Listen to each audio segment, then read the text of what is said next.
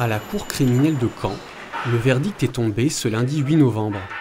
Le père Mansour Labaki est condamné à 15 ans de prison ferme pour viol et agression sexuelle sur mineurs de 15 ans par personne ayant autorité. Ce célèbre prêtre maronite libanais avait fondé plusieurs orphelinats pour les orphelins de la guerre du Liban, dont le foyer Notre-Dame Enfants du Liban, dans le Calvados. Les 3 victimes de ce procès y avaient séjourné entre 1989 et 1997. Elles étaient âgées de 7 à 16 ans.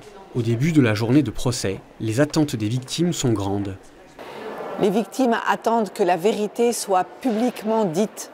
Les victimes attendent qu'il soit bien dit que Monseigneur Labaki est coupable de multiples viols, de multiples agressions sexuelles sur des mineurs de 15 ans.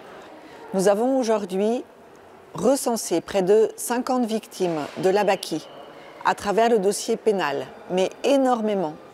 En plus, n'ont pas osé parler. On sait qu'elles sont victimes, on sait qu'elles n'ont pas tout dit. Parmi les plaignantes, seule la victime française est présente à l'audience.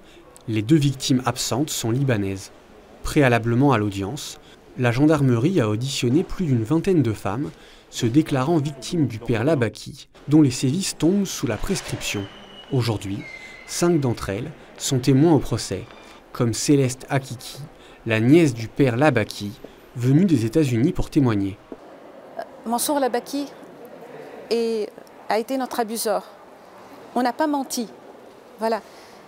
Et à être là, il y a d'un côté une tristesse, parce qu'on replonge un peu dans tout ça, et d'un autre côté un soulagement, parce qu'on va voir la fin.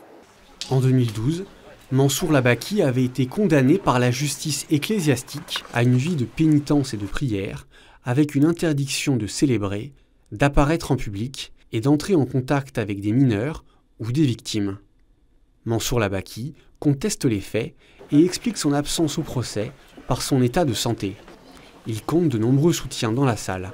Son avocate dénonce un procès expéditif et à charge, notamment par la présence de témoins dont les violences subies ne sont pas jugées aujourd'hui.